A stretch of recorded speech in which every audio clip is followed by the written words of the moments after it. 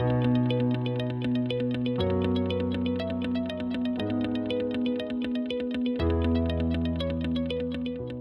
everyone. I hope this finds each of you so very well. I'm speaking to you from my studio in West Orange, New Jersey.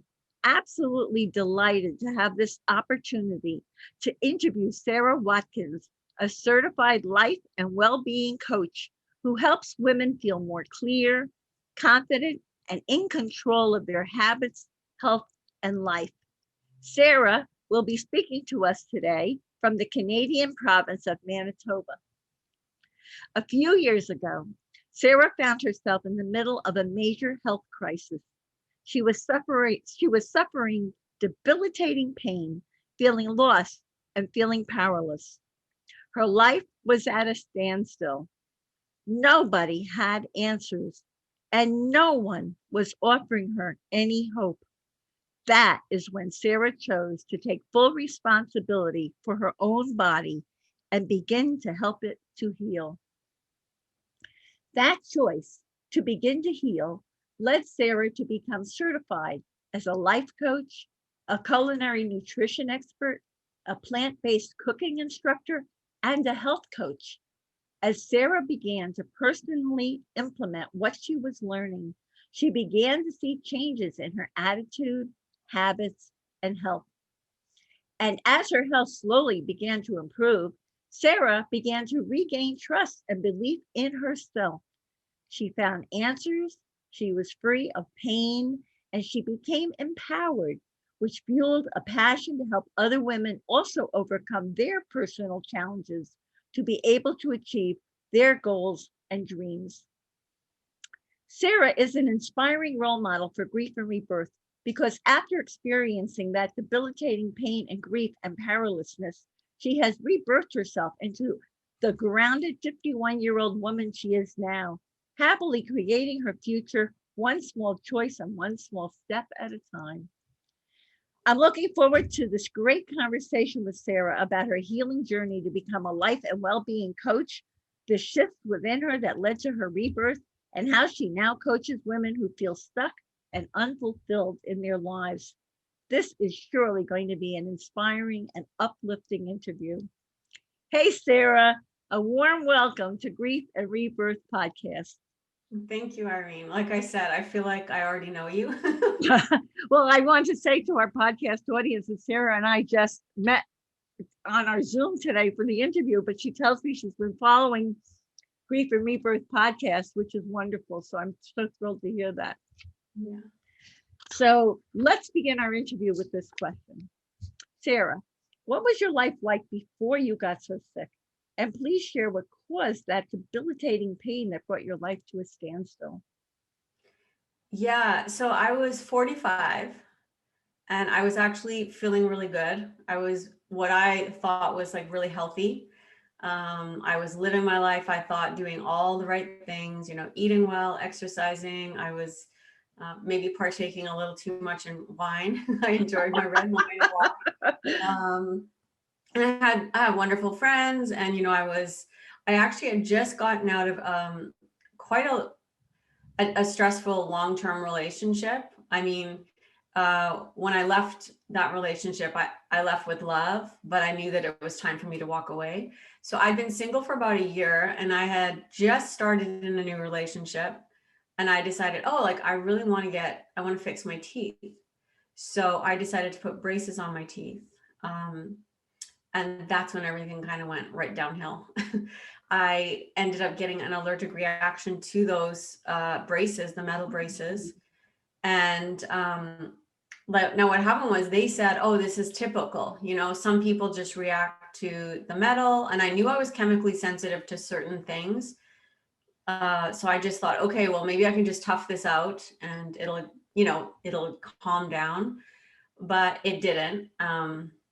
So I finally asked them, what can we do? So they changed the metal braces to ceramic, like little posts or whatever. So we tried that. That didn't work.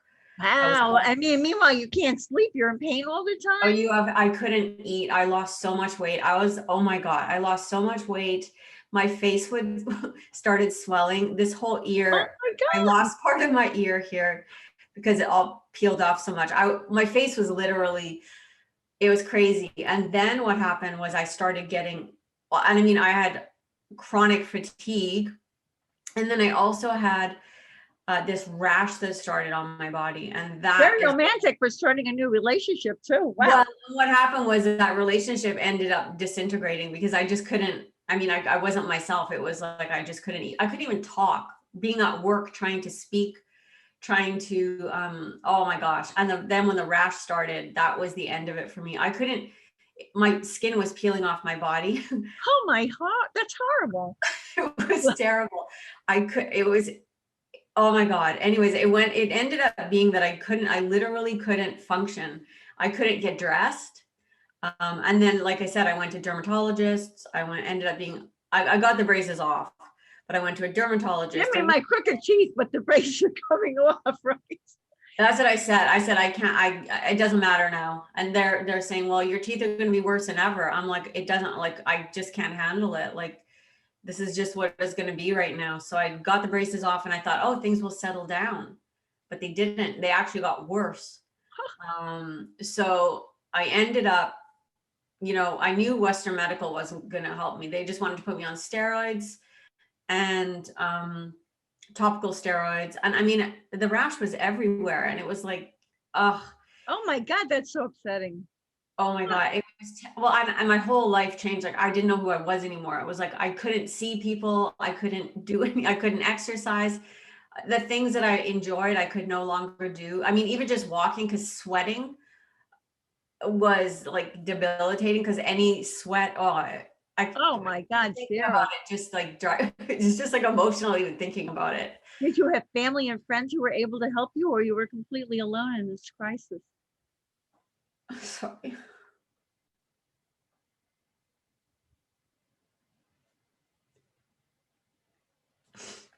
I'm sorry. It's like when I go back there, it just is very painful. Well, you know what? This is what is making this interview so special, because you're so authentic and you're telling everyone what really happened to you. It was terrible.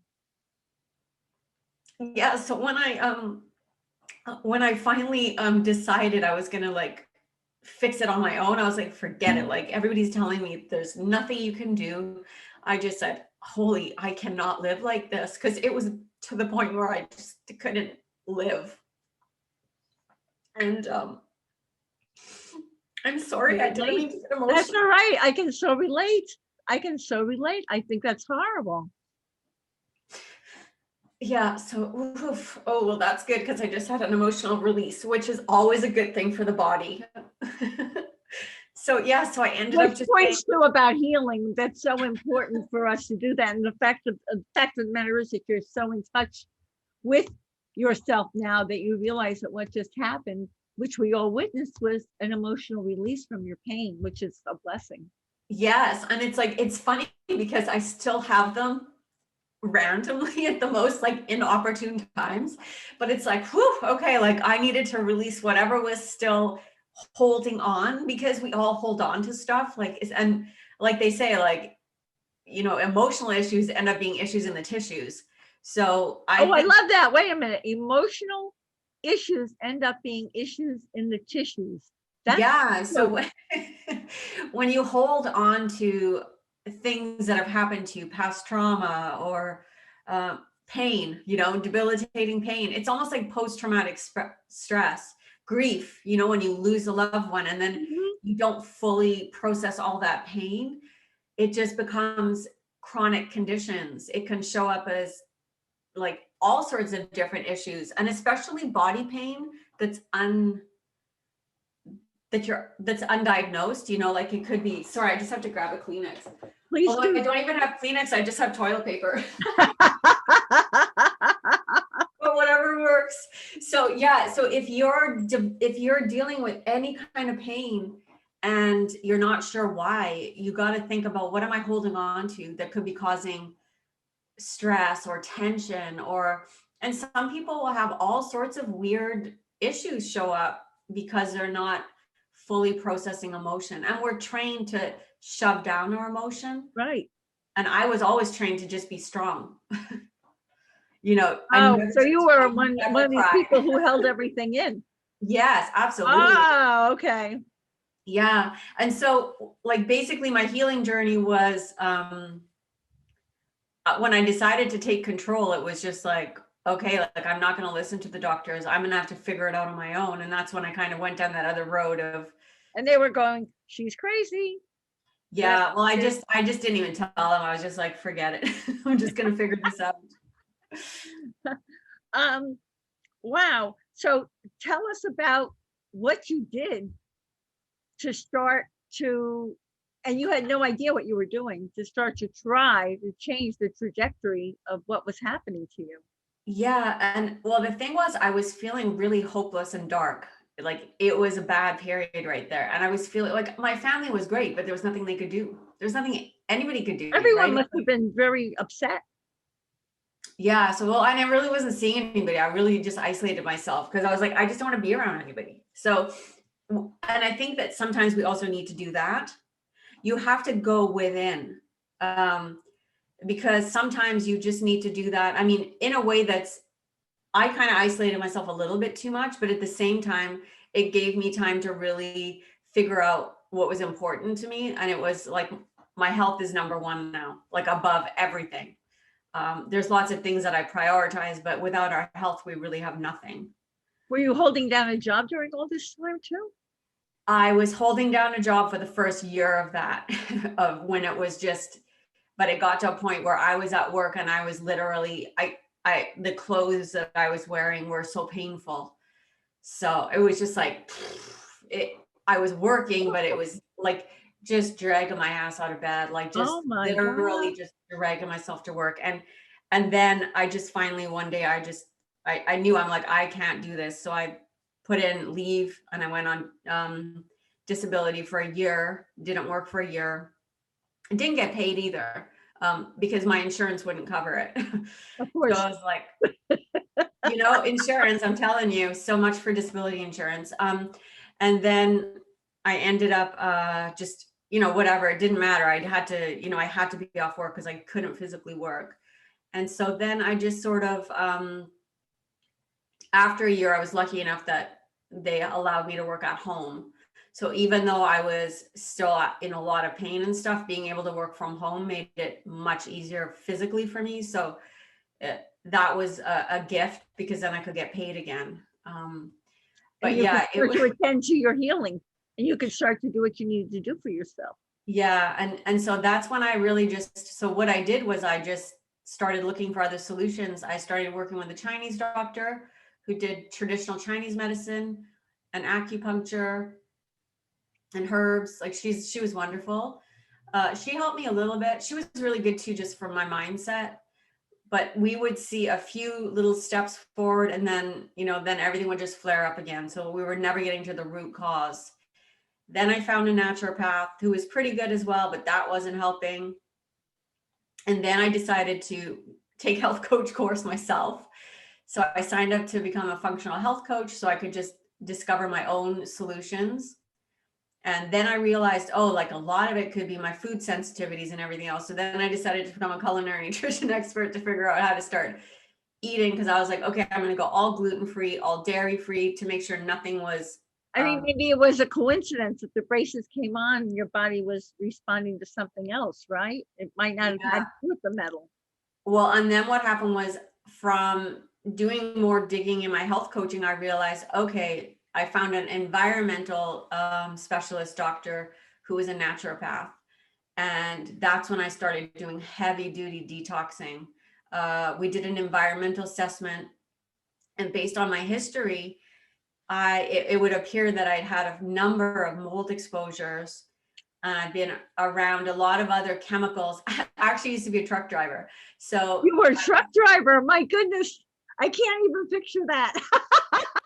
So yeah, in another lifetime, right? Like we have all and so I was around the diesel fuel a lot, and we were transporting hazardous material. And then I also, in another lifetime, was owned a 3-bay garage with my boyfriend. So I was always in the garage there, around all the fumes and all that stuff builds up in our systems. And if we're not able to detox it, then then we can get sick. Then we can, basically what can happen is your cup can fill up. And then for me, the braces were the tipping point where my immune system just said, what is going on? We can't take it anymore. And I also realized that I'd been working in a toxic office building. I knew there was mold in that building because I would smell it when I would go in some days, like in the summer when it was humid. And I'd always been sensitive to everybody around me wearing perfume and cologne. And like for years, I'd been begging them to like make it like a chemical free environment, but they never did. And nobody really understands. So, you know, it's hard for them to understand when you're going through that. No, But they of think course, you're cuckoo. You're not, but they think you are. yeah, they all thought I was a nut job. Yeah. But I mean, literally, it would like, I would be in work feeling so nauseous some days, but I put up with it.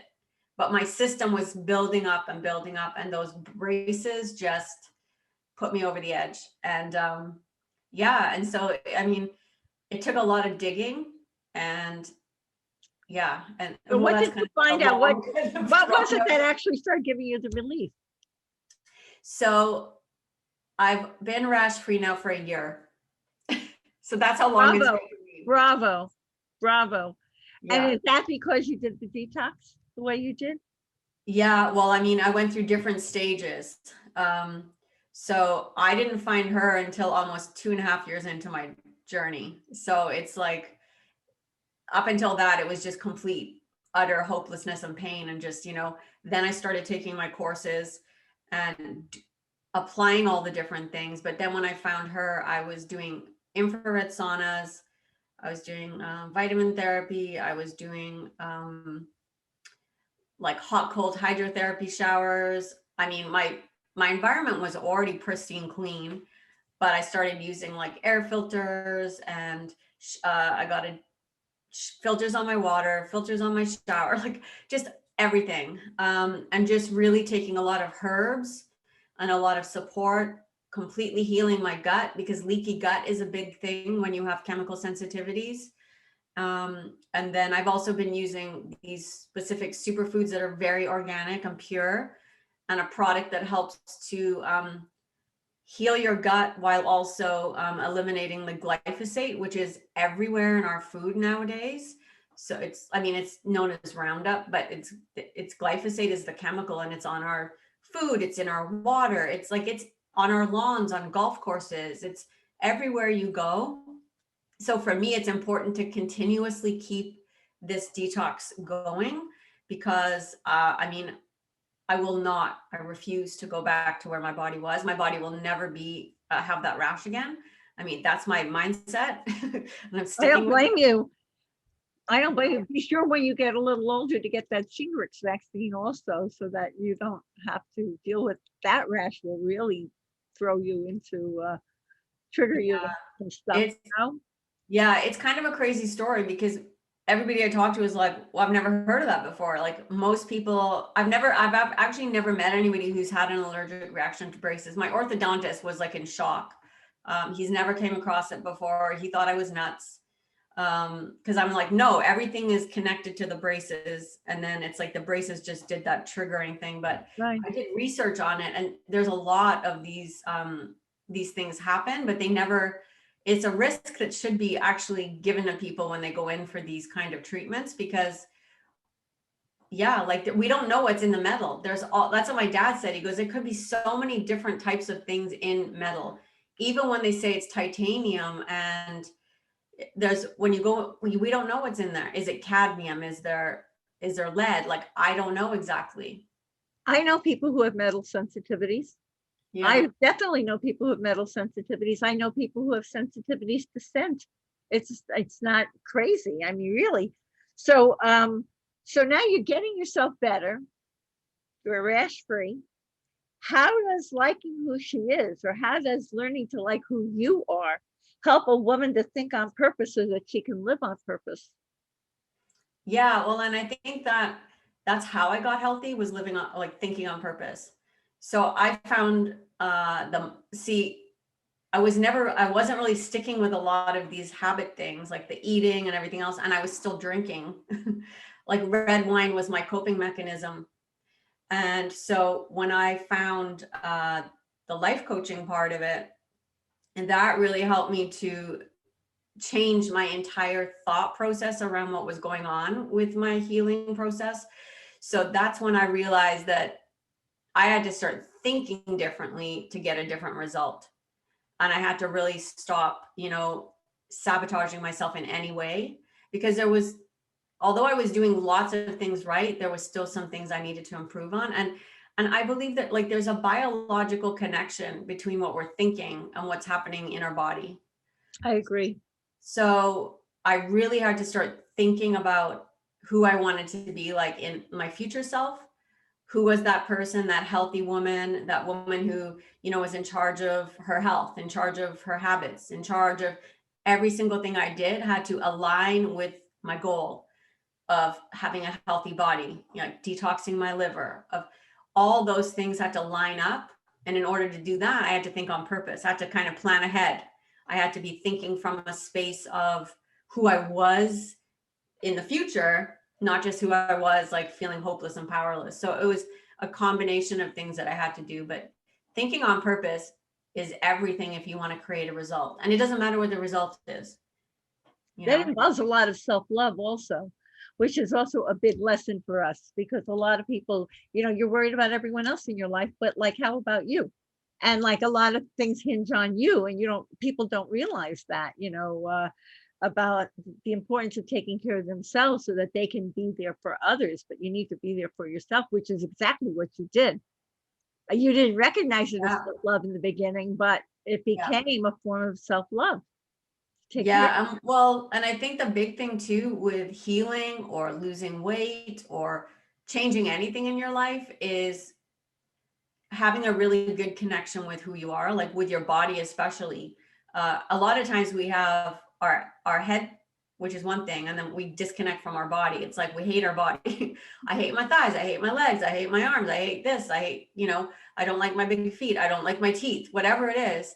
And it's like, wait a minute, you're talking about all the parts of you as if they're not really you. Like you are all connected, and every part of you has to be the same and loved. Otherwise, how are you going to heal or improve it? We think we can beat ourselves into a better body or a better life, but it's like you have to nurture yourself into a better body and a better life. You can't like beat yourself into those things. That's such an important thing for you to say, Sarah, because I hear a lot of people, especially women, and I'm guilty of it too, like saying, I don't like this part of me.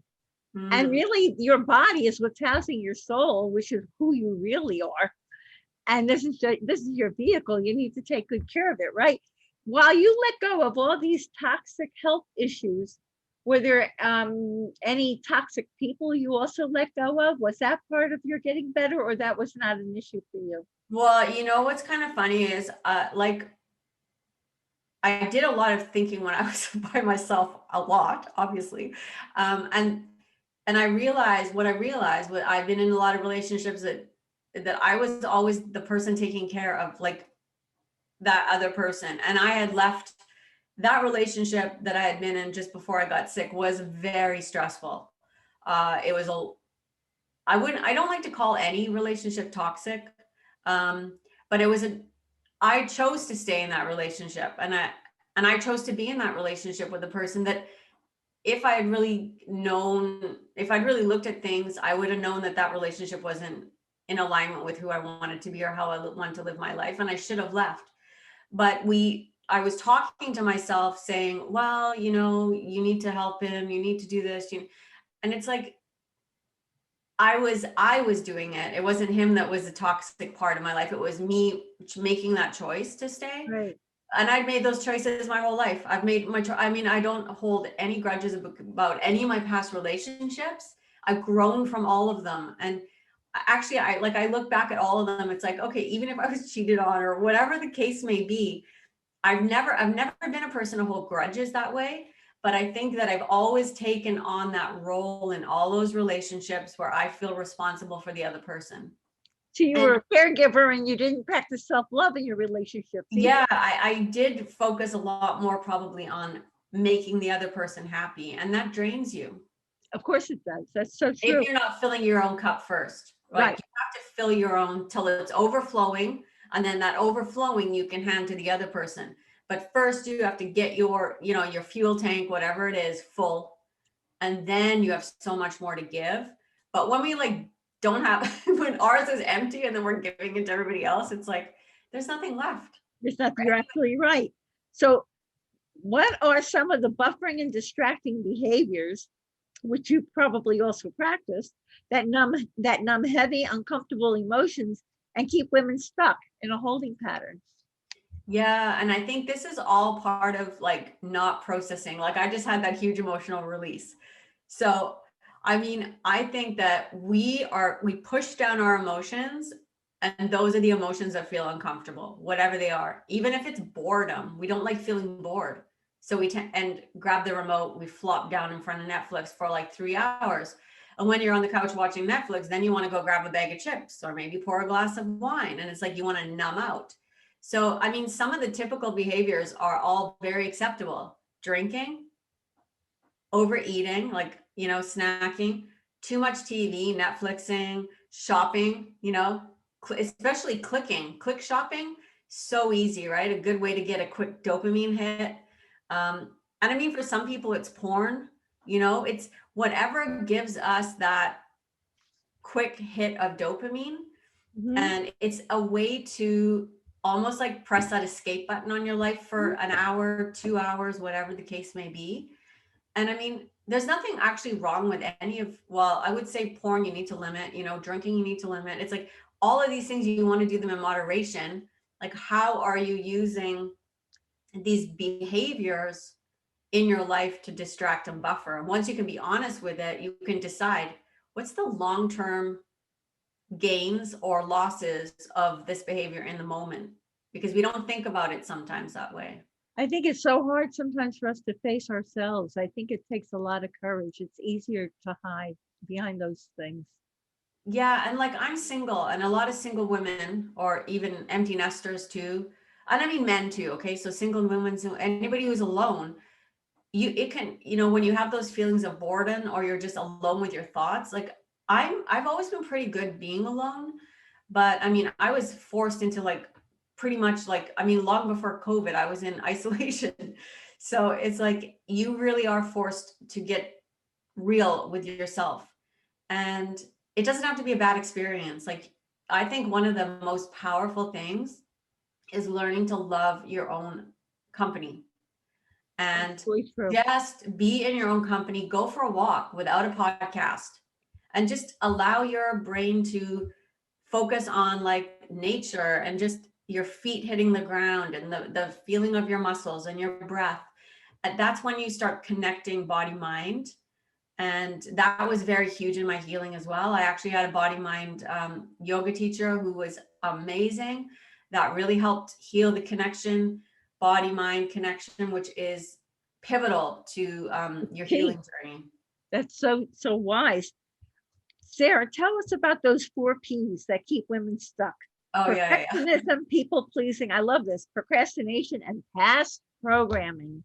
It's so hard to face your stuff, especially when you've got all those old tapes in your head.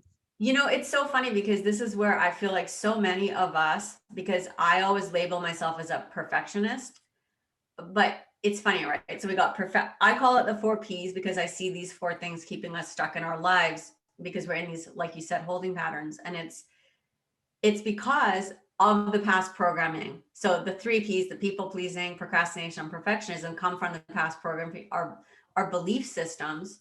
But really, what we sometimes miss is this is behavioral patterns. It's not who we are.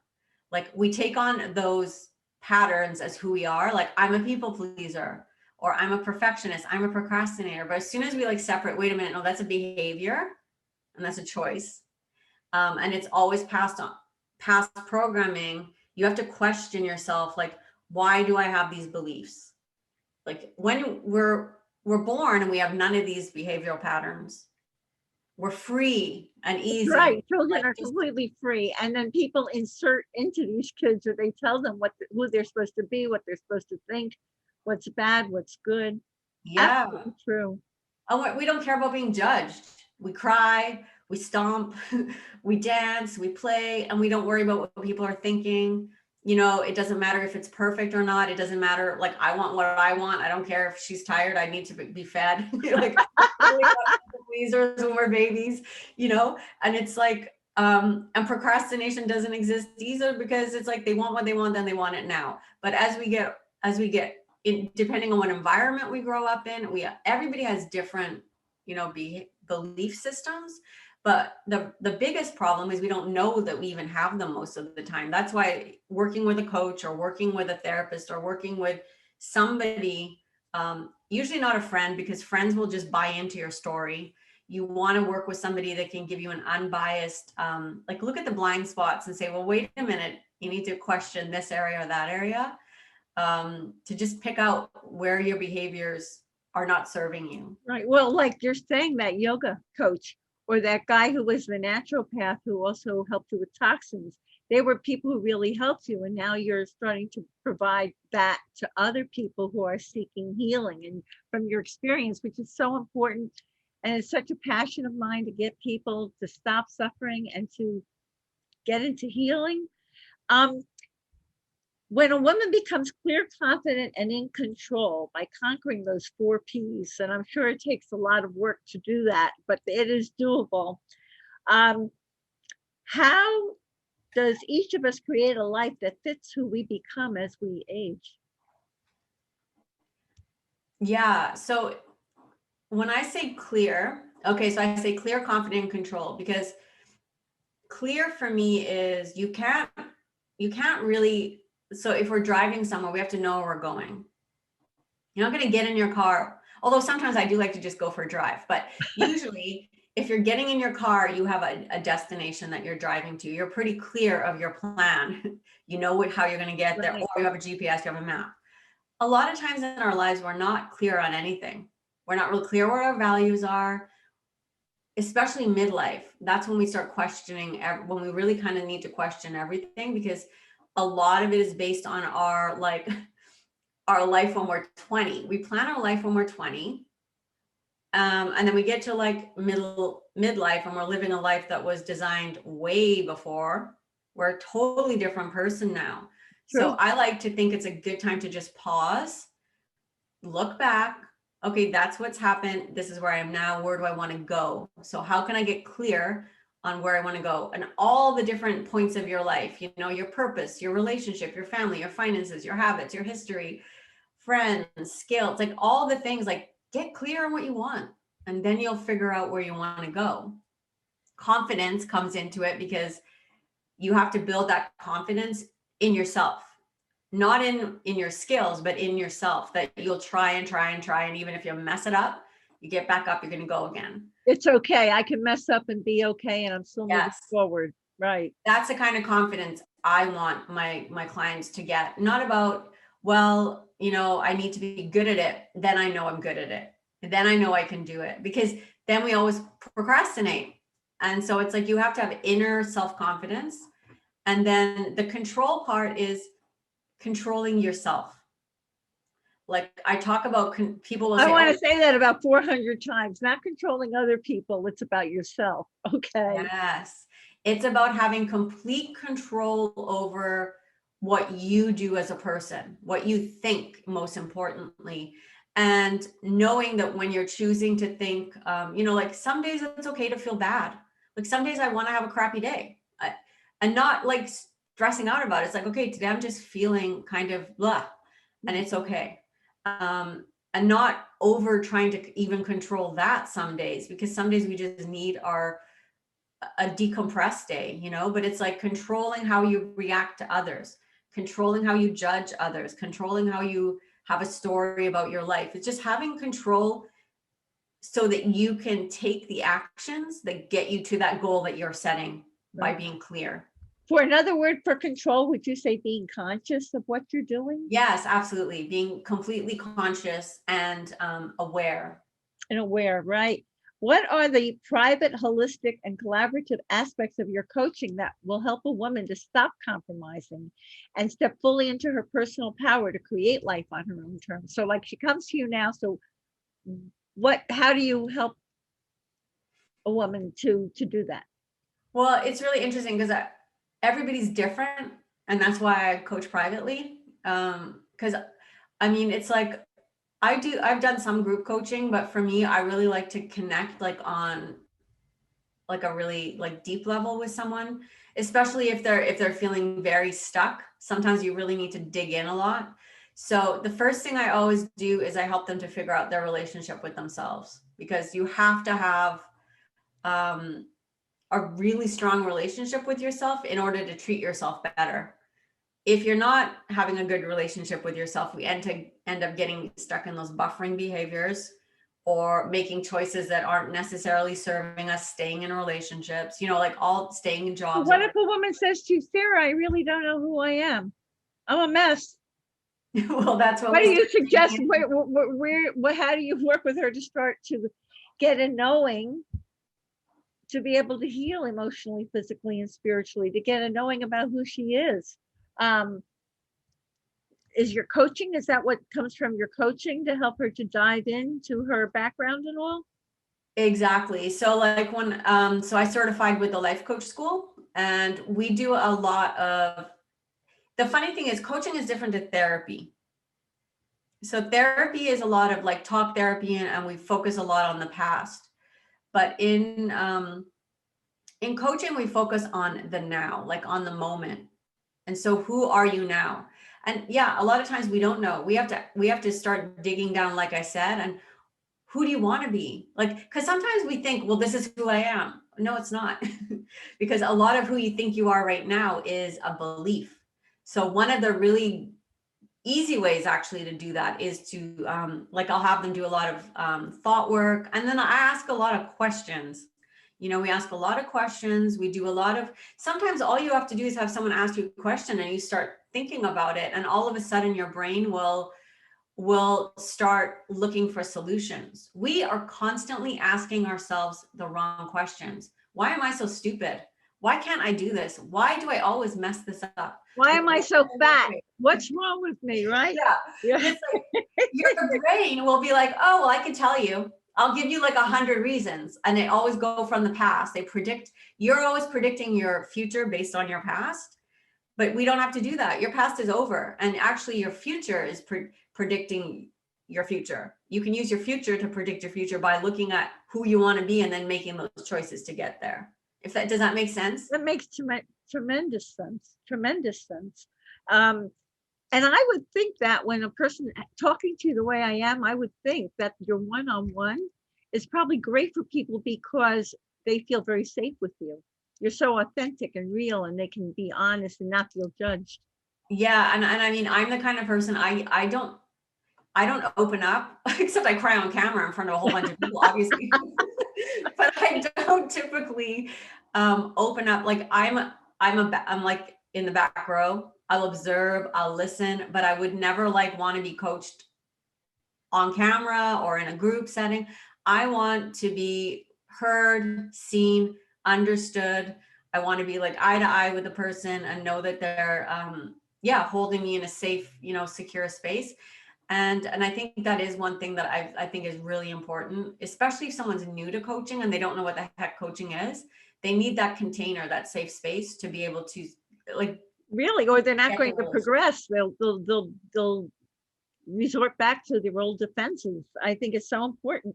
You state that life is about savoring the moments, learning from mistakes, and embracing the entire journey. Could you share the story of someone you've helped to heal who's doing just that? Yeah, I think that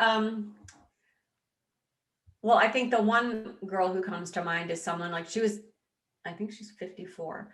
So, right, she's a bit older than me, but sort of, in that midlife kind of range, and always kind of putting herself completely last in every relationship and entering into relationships simply because she thought she had to be in a relationship to be worthy. Like her thought process was if she was single, then there was something wrong with her. And she had a pattern. And of course, that's like programming to me, but go ahead. And I would say she had a lot of like people pleaser kind of behaviors. and she just, like, at the end, she describes herself as a self-sabotager, right? Because, and it's true, but you don't realize you're self-sabotaging. And a lot of what she was doing was putting all of the focus on those people in her lives who, a lot of times, the person she had just finished with, well, she finished with him while we were together, but he was a narcissist.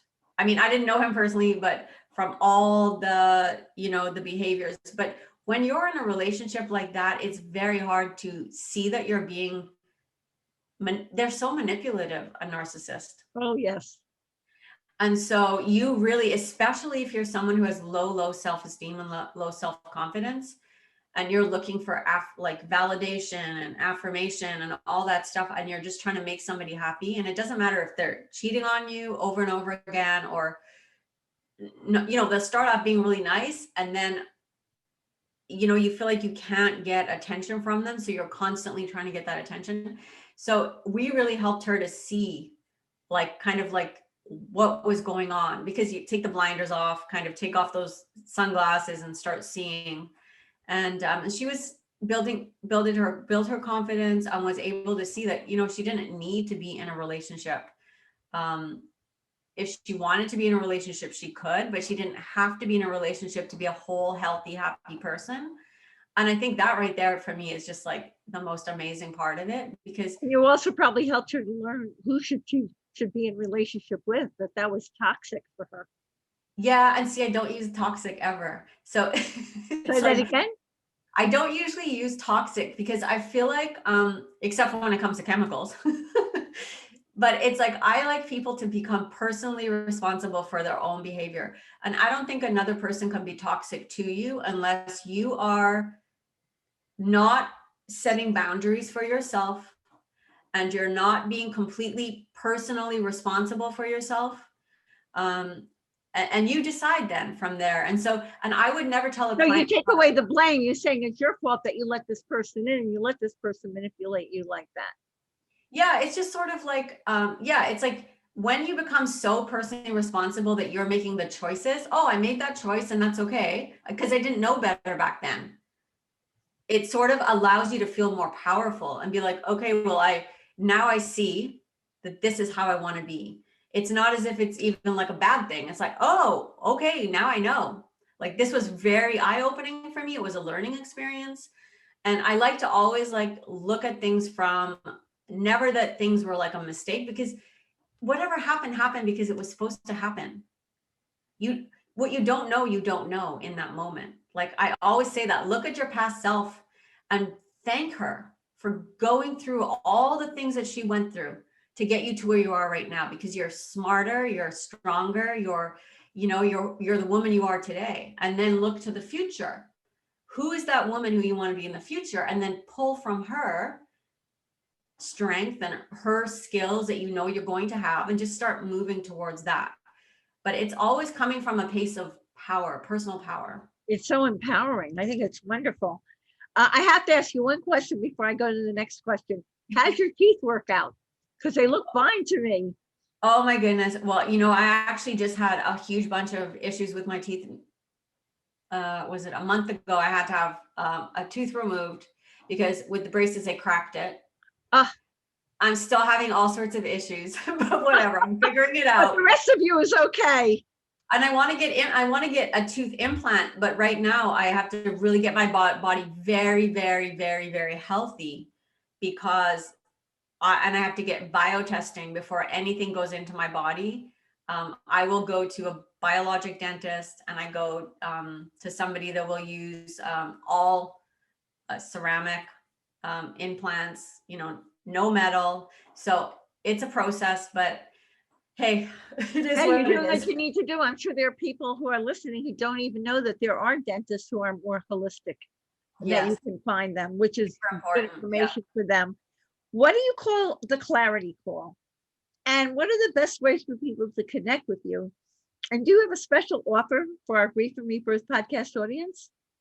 Okay, so And now I got to try and remember all those questions. You might have to remind me. I'll repeat them. What do you tell us about your clarity? My clarity call, that's just a complimentary call that I do for people that are, especially people who are new and they're like, what is a life coach?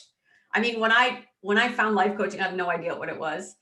And I ended up becoming a coach because I just know how much it helped me in my journey. And so for me, life coaching is just like the bomb. Everybody should have a life coach. And I do the clarity call just to have, well, kind of like have a conversation like we are today. I would just probably ask a lot of questions, sort of like you're asking me, except I'd be asking the questions.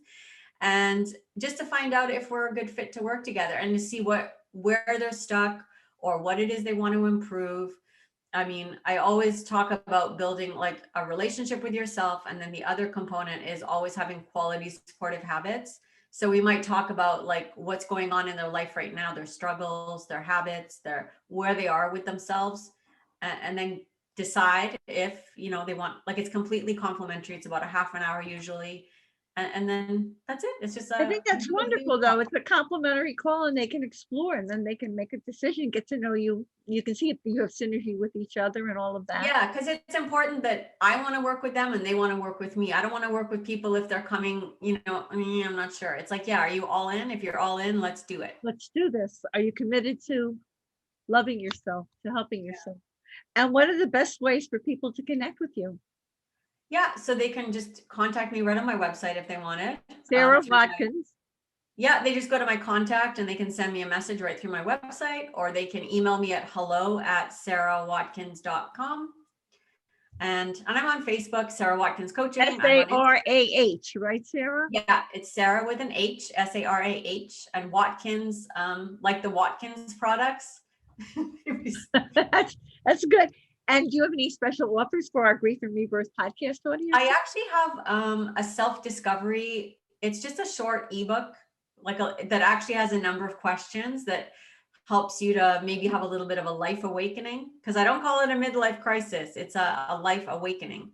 I just lead them. I kind of explain right in there what the 4 Ps are. I give them some questions to kind of ask themselves. And they can just go and download that and it's sarahwatkinscoaching.com/ I'm going to call it Rebirth. Okay, so let's say that again. Sarah with an H. Sarah Watkins Coaching.com / Rebirth. Rebirth, which is a magical word. Okay, and what are Sarah's tips for finding joy in life? Yeah, I'm going to go back to those first 2 tips. 3. One is start thinking on purpose, like decide what you want to think. So that means you have to question yourself a lot. Ask yourself questions when you start having a story about something. Question, could this be a story?